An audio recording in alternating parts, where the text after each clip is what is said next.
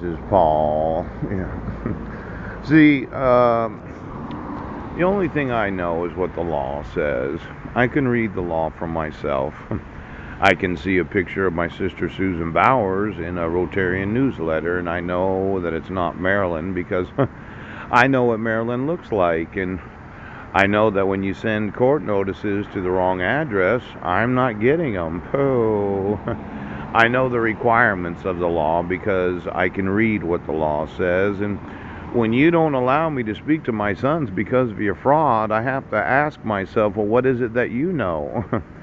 Do you know that my genetics were used to make some infants that have my brain waves? Ouch!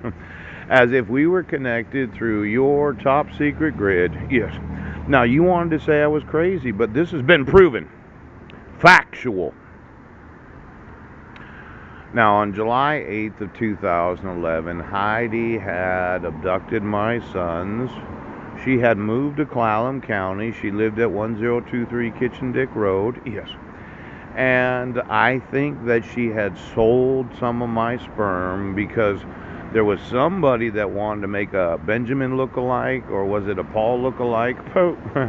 Now, when you really think about the use of technology, you might not realize the effect of the actual brain that is formed during the gestation period of a manufactured child. Yes.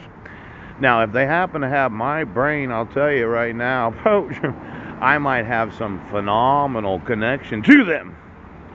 Now, you know what you've done. Now, for every one of my relatives that said, well, he's going to have to call me, Uncle Wayne, I'm like, no, you're going to prison. Not only are you complicit in the abduction and kidnapping of my sons because of the fraudulent use of protection orders, yes, the fraud of issuing a dissolution of marriage where there was no proof of service. Oh, you're complicit in the crime of using my genetics without my consent or knowledge. Yeah. Now, depending upon the number of actual children, right, that were made from my genetics, it could be that the police and sheriff's departments finds them in prison for a very long time. Now, I mentioned this in previous videos that anytime a woman runs into court and said, he's crazy, I need to have a protection order, and you didn't have jurisdiction or authority of law, you have to evaluate what was the actual motive. Was it the Oprah shows?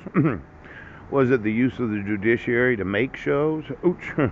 Was it that you were paid hush money? Yes. To not really divulge what the real crime, I mean, these are all major crimes. Yes. But what's the big fucking crime right now? Now, let's say the police department does know what I know. My civil rights are being violated. And they do know of forgery and fraud. Yes. They do know that they had the evidence. I wasn't in Brenton, Washington. Yeah.